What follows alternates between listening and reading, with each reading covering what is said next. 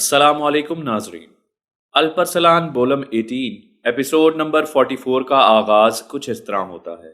देवजन के सराय से जाते ही अल्परसलान साहब यनाल साहब से मुखातिब होकर कहते हैं कि क्या आपको मालूम नहीं कि इन काफिरों का क्या हदफ होता है। ये चाहते हैं कि हम आपस में लड़ें। आप क्यों उनकी बात को अपने दिल और दिमाग पर ले रहे हैं।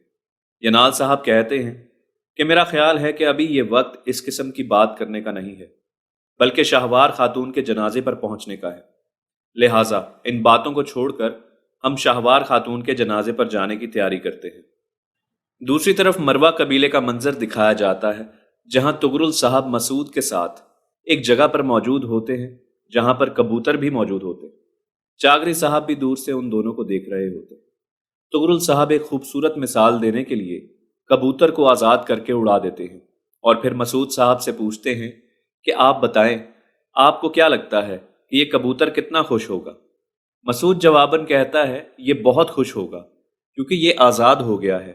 फिर तुगरुल साहब एक बेहतरीन मिसाल देते हुए कहते हैं कि हमारी रूह भी हमारे जिस्म में कैद होती है, और जब वो आज़ाद हो जाती है, यानी कि इंसान की मौत हो जाती है, तो वो भी फिर इसी कबूतर की तरह आज़ादी से उड़ने लगती है। लिहाजा तुम्हारी वालदा यानी कि शाहवार खातून भी अब बहुत मुतमईन और पुरसकून है, और इस कबूतर की तरह उनकी रूह भी परवाज कर चुकी है, लेकिन वो तुम्हें देख रही हैं। चागरी साहब ये बातें दूर खड़े सुन रहे होते हैं।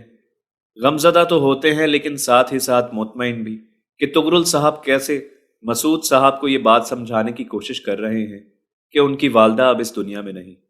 मसूद साहब जवाबन कहते हैं कि इसका मतलब ये है कि मेरी वालदा आसमानों में चली गई, और उनकी आंख नम हो जाती है।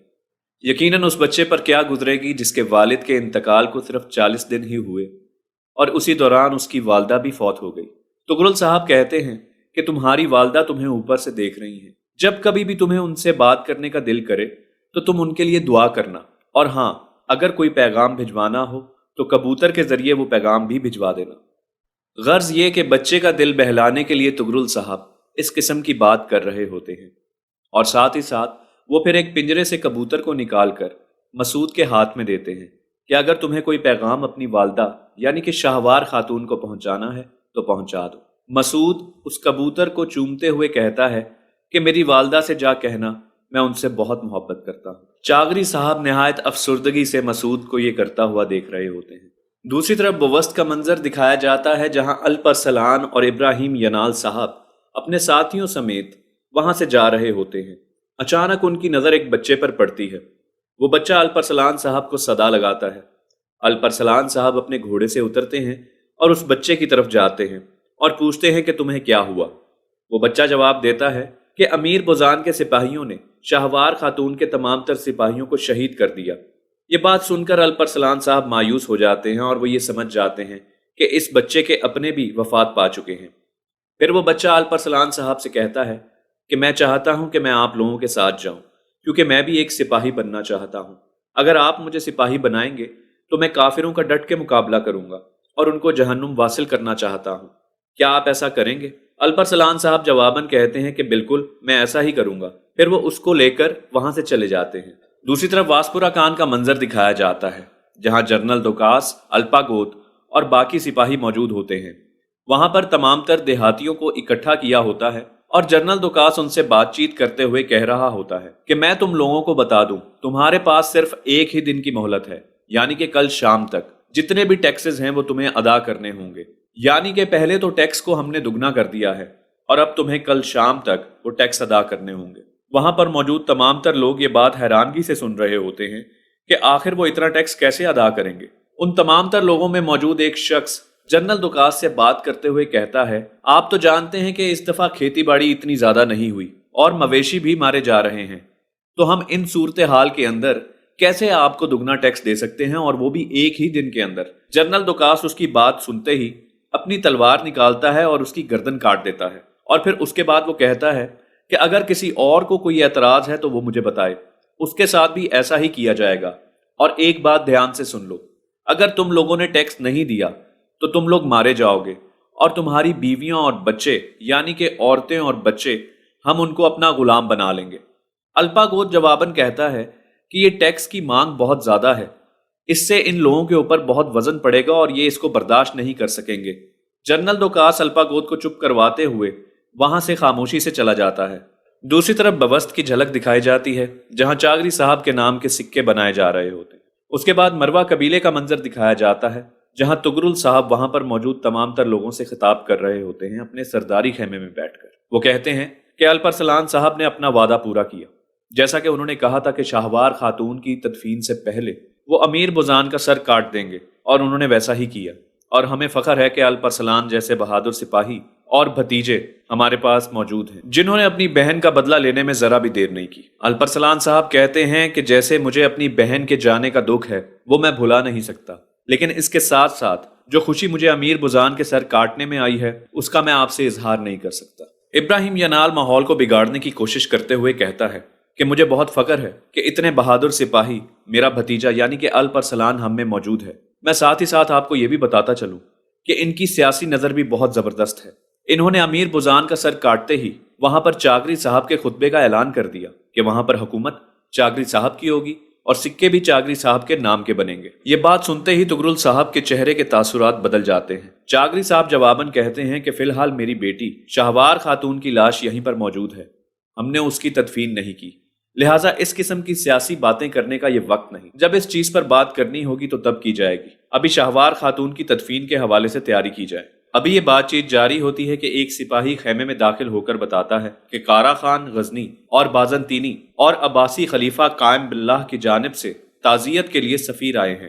اس کے علاوہ آپ کے بچوں کاورد اور یاقوتی صاحبان کی جانب سے بھی پیغام پہنچا ہے۔ وہ کہتے ہیں کہ اگر ہم جنگی مہم پر نہ ہوتے تو ہم یہاں پر ضرور موجود ہوتے، کیونکہ وہ بھی شاہوار خاتون سے بہت محبت کرنے والے تھے، وہ بھی ان کی اولاد ان کے بچوں کی طرح تھی۔ تغرل صاحب کہتے ہیں کہ بے شک اس میں کوئی شک نہیں کہ کاورد اور یاقوتی دونوں ہی شاہوار خاتون سے بہت محبت کرتے تھے، اور اگر الپرسلان صاحب نے بدلہ نہ لیا ہوتا یعنی کہ امیر بزان کا سر نہ کاٹا ہوتا تو وہ اپنی جنگی مہم چھوڑ کر تمام تر سپاہیوں کے ساتھ امیر بزان پر حملہ کر دیتے۔ چاغری صاحب بھی اسی بات سے رضامندی ظاہر کرتے ہوئے کہتے ہیں کہ بالکل، اگر ایسا ہوتا کہ الپرسلان صاحب نے بدلہ نہ لیا ہوتا تو وہ یہاں پر آ کر امیر بزان سے شاہوار خاتون کا بدلہ لیتے۔ اس کے بعد چاغری صاحب اس سپاہی سے کہتے ہیں کہ جتنے بھی لوگ آئے ہیں ان تمام تر لوگوں کی مہمان نوازی اچھے طریقے سے کی جائے۔ اتنے میں دوسرا سپاہی اجازت لینے کے بعد بتاتا ہے کہ حسن تابع اور اقصیٰ خاتون قبیلے پہنچ چکے ہیں۔ یہ بات سن کر تمام تر لوگ حیران ہو جاتے ہیں کہ حسن صاحب تو بہت زخمی ہیں، اس کے باوجود انہوں نے یہ سفر کیوں کیا، اور وہ ساتھ یہ بھی بتاتا ہے کہ سفر کرنے کی وجہ سے ان کے زخم کھل چکے ہیں۔ الپرسلان صاحب یہ سننے کے بعد اپنے سرداروں سے اجازت لیتے ہیں اور حسن تابع کے پاس جانے لگتے ہیں۔ الپرسلان حسن تابع کے خیمے میں جانے لگتے ہیں کہ ان کی ملاقات اقصیٰ خاتون سے ہو جاتی ہے۔ وہ ناراض ہوتے ہوئے پوچھتے ہیں کہ آپ نے حسن تابع کو یہاں کیوں آنے دیا جبکہ آپ کو پتا ہے کہ ان کے زخم کتنے گہرے ہیں؟ اقصیٰ خاتون کہتی کہ میں مجبور تھی، میں نے بہت کوشش کی کہ وہ رک جائے، لیکن وہ بات سننے کو تیار ہی نہیں تھے۔ انہوں نے کہا کہ ہمارے قبیلے میں اتنی بڑی قیامت آن پڑی ہے اور میں یہاں پر بیٹھا رہ جاؤں، ایسا تو ہو نہیں سکتا۔ تو لہٰذا انہوں نے کہا کہ مجھے مروا قبیلے جانا ہے اور میں ان کو روک نہیں سکی، اور ساتھ ہی ساتھ ان کا یہ بھی کہنا تھا کہ کسی بھی صورت شاہوار خاتون کے جنازے میں شرکت کرنا میرے لیے بہت ضروری ہے۔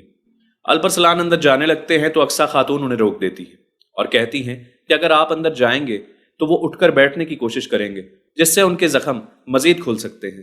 الپرسلان صاحب اقصیٰ خاتون کی بات سمجھ جاتے ہیں کہ میرا اندر جانا ابھی مناسب نہیں ہوگا۔ اقصیٰ خاتون الپرسلان صاحب سے کہتی ہیں کہ جو کچھ آپ پر گزری ہے، یعنی کہ شاہوار خاتون کو جس طریقے سے شہید کیا گیا ہے، یقیناً اس کو برداشت کرنا آسان نہیں، لہٰذا آپ میری تعزیت قبول فرمائیے، میں آپ کے اس دکھ میں برابر کی شریک ہوں۔ اللہ پاک آپ کو حوصلہ اور صبر عطا فرمائے۔ دوسری طرف واسکورا کان کا منظر دکھایا جاتا ہے جہاں گورنر کیکا منوس، دیوجن، جنرل دوکاس الپاگوت موجود ہوتے ہیں۔ گورنر کیکا منوس کہتا ہے کہ یہ بات بڑی عجیب ہے کہ ہمیں پتہ ہی نہیں کہ امیر بزان کو الپرسلان نے کب اور کیسے مار دیا، لیکن یہ بات بھی واضح ہے کہ امیر بزان کے مر جانے سے ہمیں کوئی فرق نہیں پڑتا۔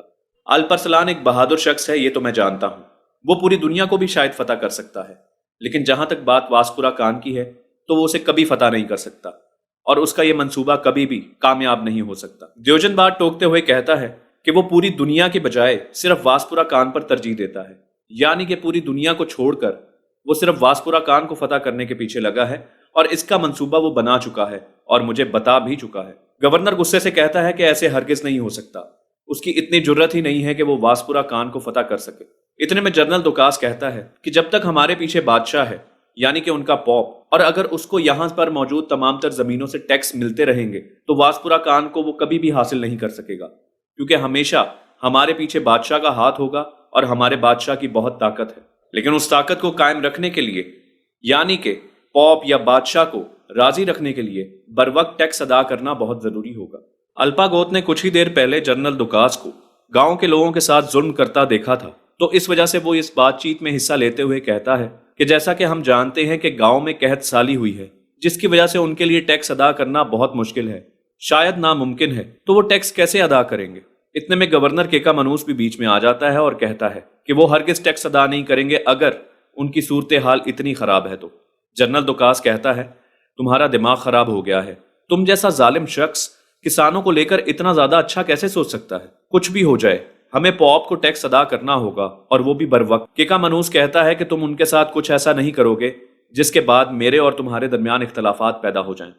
جنرل دوکاس کہتا ہے کہ میں سب کے ساتھ ایک ہی طرح سے پیش آؤں گا، کیونکہ میں نے پوپ کو کسی بھی طریقے سے ٹیکس ادا کرنا ہے، اور تم ایک بات اپنے ذہن میں بٹھا لو کہ کیا تم پوپ یعنی کہ کنگ کے ساتھ اپنے تعلقات خراب کرنا چاہتے ہو یا نہیں؟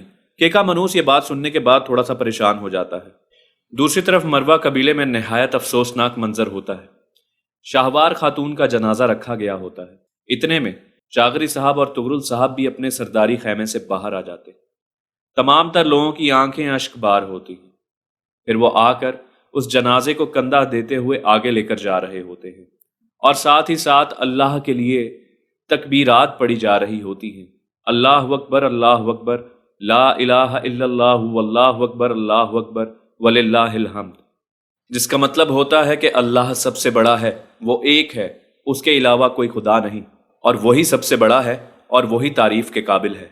یہ کہتے ہوئے وہ جنازے کو آگے لے کر جا رہے ہوتے ہیں۔ دوسری طرف اسی گاؤں کا منظر دکھایا جاتا ہے جہاں جنرل دوکاس نے دھمکی دی ہوتی ہے، اور ساتھ ہی ساتھ وہاں پر ایک شخص کو قتل بھی کیا ہوتا ہے۔ وہاں جنرل دوکاس کے سپاہی موجود ہوتے ہیں جو ایک خاتون کے ساتھ بہت برا رویہ اختیار کرتے ہیں۔ اتنے میں ان کا ایک جوان پادری آتا ہے اور وہ ان کو روکنے کی کوشش کرتا ہے۔ وہاں پر موجود سپاہی اس پادری سے بھی بدتمیزی کرتے ہیں اور اس کی گردن پر چھرا رکھ دیتے ہیں۔ پھر وہ پادری اپنے مذہب کے مطابق ان سپاہیوں سے کہتا ہے کہ کیا تم عیسائی نہیں؟ کیا عیسائیت تمہیں یہ سکھاتی ہے؟ تمہیں بس یہ سوچنا چاہیے کہ تم لوگوں کی سلامتی اور حفاظت کے بارے میں کیسے کام کرو، اور اسی میں تمہاری بھلائی ہے۔ کہیں نہ کہیں ان سپاہیوں کو یہ بات سمجھ آ جاتی ہے اور وہ اس پادری کی گردن سے چھرا اٹھا لیتے ہیں۔ اتنے میں اس پادری کا دوسرا دوست آ کر اس کو کہتا ہے کہ آخر کب تک تم دوسروں کے معاملات میں ٹانگ اڑاتے جاؤ گے؟ وہ پادری کہتا ہے کہ میں کبھی بھی ظلم ہوتا نہیں دیکھ سکتا، لہٰذا جہاں جہاں ظلم ہوگا میں اس کے خلاف آواز اٹھاؤں گا۔ دوسری طرف مروا قبیلے کے سرداری خیمے کا منظر دکھایا جاتا ہے جہاں پر چاغری صاحب اور تغرل صاحب بھی موجود ہوتے ہیں۔ تغرل صاحب سرداری گدی پر بیٹھ کر بات چیت کر رہے ہوتے ہیں۔ وہ اپنے سپاہیوں کے بارے میں دریافت کرتے ہیں کہ فی الحال ان کی کیا صورتحال ہے۔ سپاہی انہیں جواب دیتے ہیں کہ کچھ سپاہی شہید ہو چکے ہیں، کچھ بہت تشویشناک حالت میں ہیں، اور کچھ سپاہی خطرے سے باہر ہیں۔ پھر الپرسلان صاحب وہاں پر موجود تمام تر لوگوں سے خطاب کرتے ہوئے کہتے ہیں کہ امیر بوزان کا پالتو کتا، جس کے ساتھ امیر بوزان مل کر تمام تر برے منصوبے بنایا کرتا تھا اور ان کو پایائی تکمیل تک پہنچایا کرتا تھا، ہم نے اس کو پکڑ لیا ہے، اور پکڑ ہی نہیں لیا بلکہ ہم اس کو یہاں مروا قبیلے میں لے کر آ گئے ہیں۔ بہت جلد اس سے تحقیقات شروع کر دی جائیں گی تاکہ یہ پتہ چل سکے کہ اس کو خبریں پہنچانے والا کون تھا۔ چاغری صاحب بھی اس بات چیت کا حصہ ہوتے ہوئے کہتے ہیں کہ جلد از جلد اس سے تحقیقات کرنے کے بعد ہمیں معلوم ہو جائے گا کہ ہمارے قبیلے کے اندر کون غدار ہے، اور ہم اس کو بھی وہی سزا دیں گے جو امیر بوزان کو دی، یعنی کہ اس کا سر قلم کر دیا جائے گا۔ دوسری طرف طبی خیمے کی جھلک دکھائی جاتی ہے جہاں اقصیٰ خاتون، گوہر خاتون اور باقی خواتین وہاں پر موجود سپاہیوں کی تیمارداری کر رہی ہوتی ہیں۔ اس کے بعد دوسرا منظر دکھایا جاتا ہے جہاں پر وہی پادری جو اس گاؤں سے تعلق رکھتا ہے جہاں جنرل دوکاس صبح سویرے ظلم ڈھا کر آیا تھا، وہ پادری کچھ بچوں سمیت مروا قبیلے کے باہر آ کھڑا ہوتا ہے۔ سپاہی اس سے پوچھتے ہیں تم کون ہو اور کہاں سے آئے ہو؟ وہ پادری جواب دیتا ہے کہ مجھے الپرسلان صاحب سے بہت ضروری موضوع پر بات کرنی ہے، اگر ہو سکے تو میری ان سے بات کروا دیجیے۔ ناظرین، ایپیسوڈ نمبر 44 کا اختتام ہوا۔ ایپیسوڈ نمبر 45 اور 46 دیکھنے کے لیے ہمارے چینل کو سبسکرائب کریں، بیل آئیکن کو پریس کریں تاکہ آپ کو سب سے پہلے نوٹیفیکیشن مل سکے۔